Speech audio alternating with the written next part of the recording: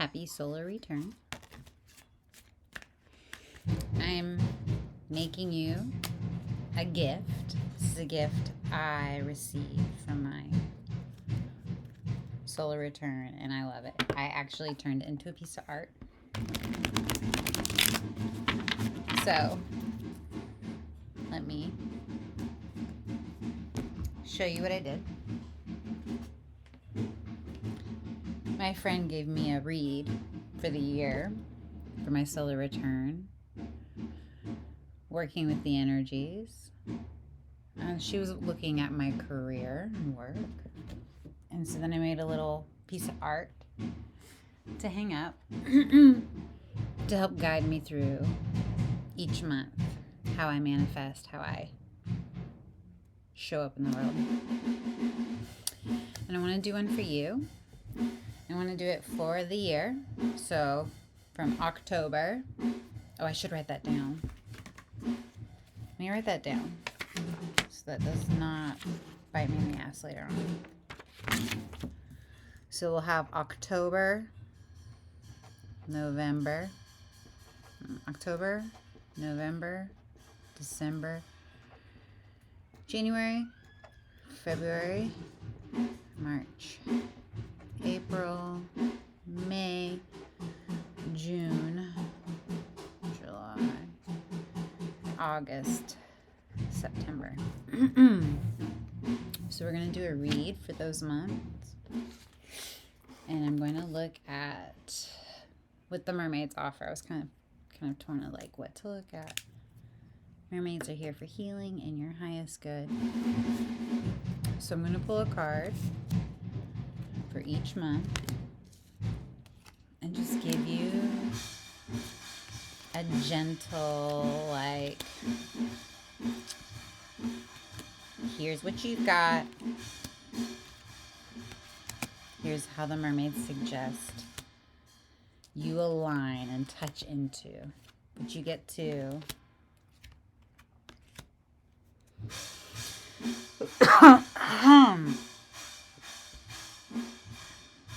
if you choose to work with this, because of course you have free will.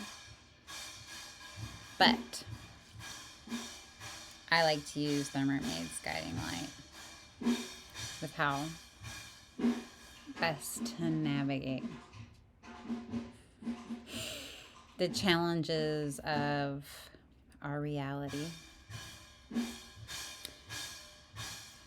So the first thing I see is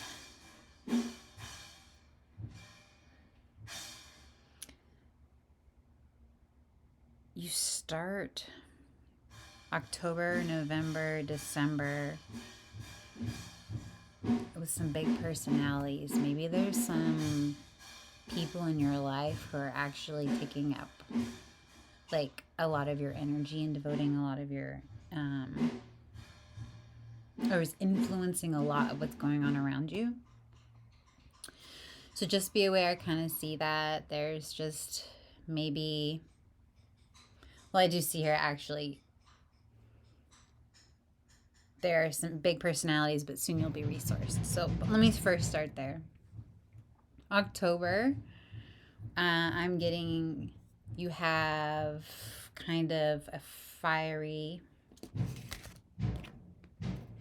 October.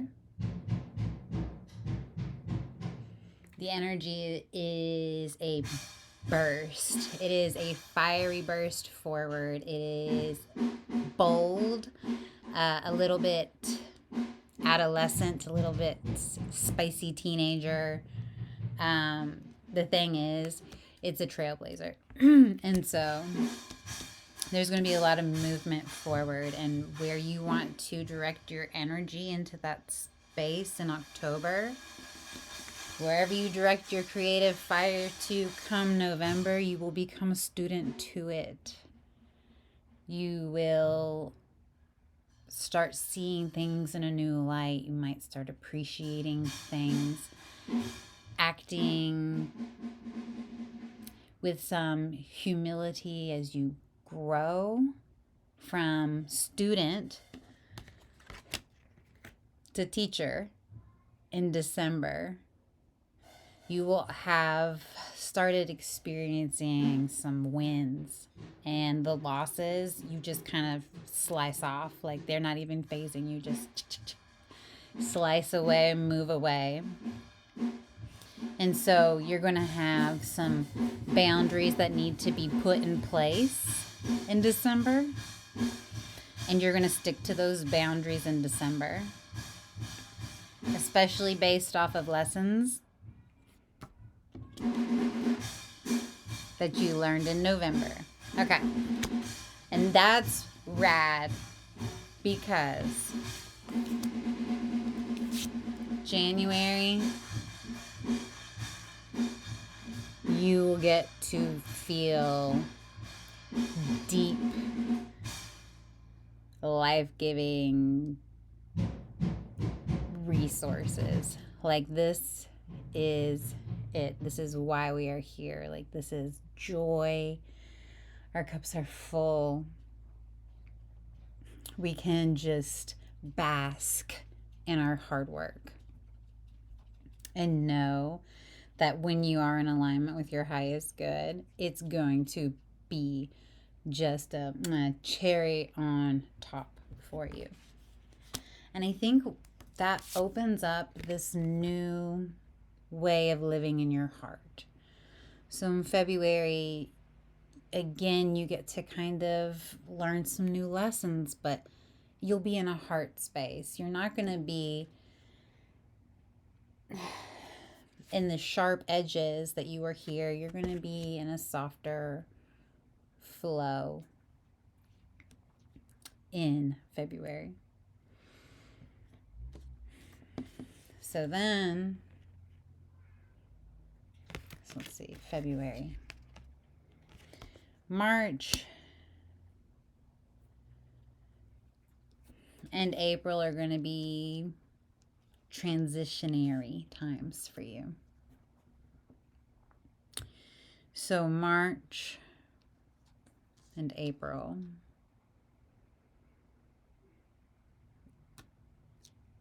there's going to be some financial tightness coming in March. It could be you are so February, you are going to be learning discernment. You are going to be living in a heart space, swimming in your heart space. And when you're in your heart space, you're going to learn. But the thing is, when you're in your heart space, sometimes you can get lost in the sauce. And when you're lost in the sauce, it's uncomfortable. And the Five of Pentacles here could mean financial restrictions, or it could be that you get off balanced in your heart and you're getting lost and you can't see the beauty in the world around you. You can't see the mermaid who's right there with the gold.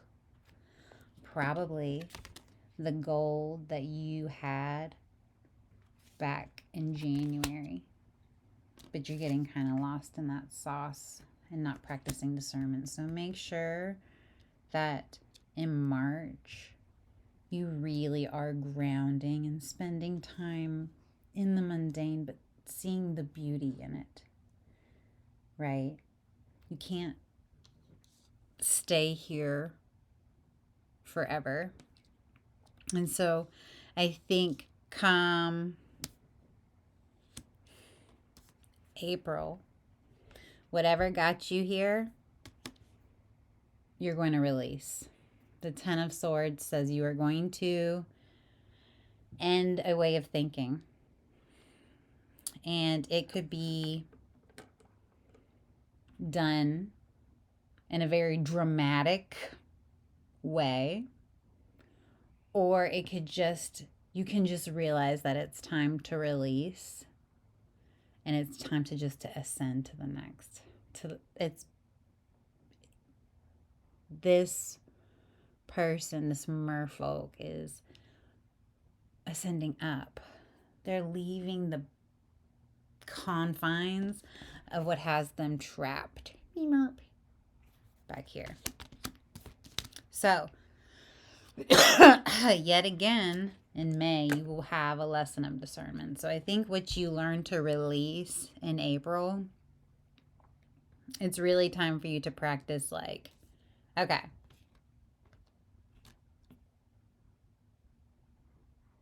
I've learned my lessons. This does not serve my highest good. There's a way forward. So let's get all that shit cleaned up, pick it all up, keep what worked, toss the rest, and let's move on. So I think it's going to be transformational, but also it's not it's not a tower. It's not huge. This is actually stuff that you probably already truly know how to handle. And I think the fact that come June, we have the Three of Pentacles, this flowing energy of like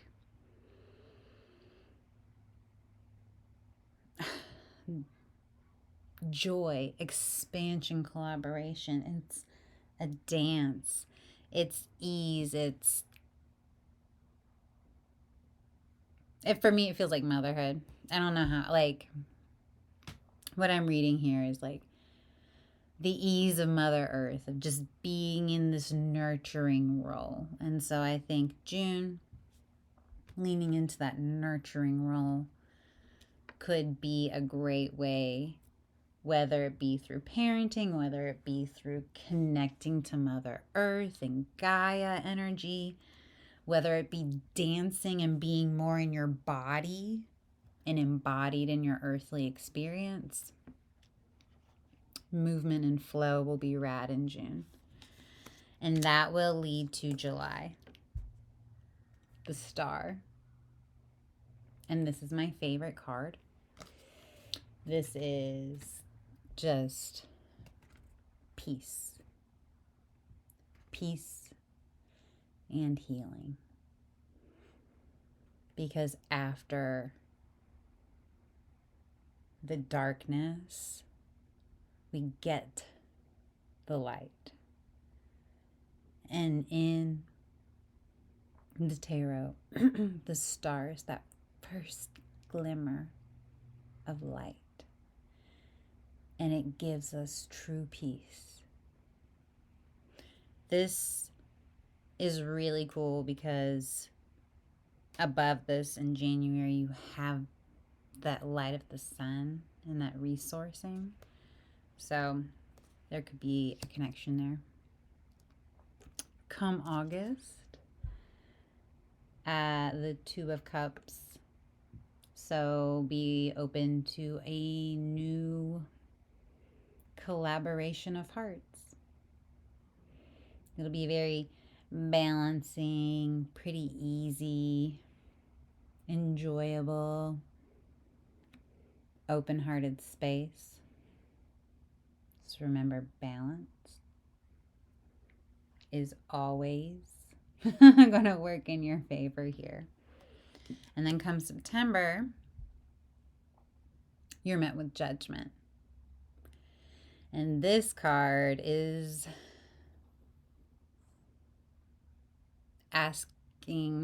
not asking. Judgment's here. We are being met by judgment. And we can either acknowledge our limitations and say we can be better and we can ascend up towards our highest good, or we can meet judgment and say we are not worthy. We can meet judgment and we can cower to it and not hear the healing calling. Ooh, that's really cool. It's definitely a portal there. Wow, and they're both going in the same direction. Here's a really interesting portal here in place. So the end of the year for you, well, the end of your solar return, July, August, and September, is going to be big energy as far as you healing and releasing by opening your heart and being in alignment with your highest good. And it is going to be a balancing act, but an easy one. So, yeah. Anyway, what you do with that is up to you. But it was really meaningful when my friend did this for me. And I was like, I think my sister would, want a read to know how to work with the next few months.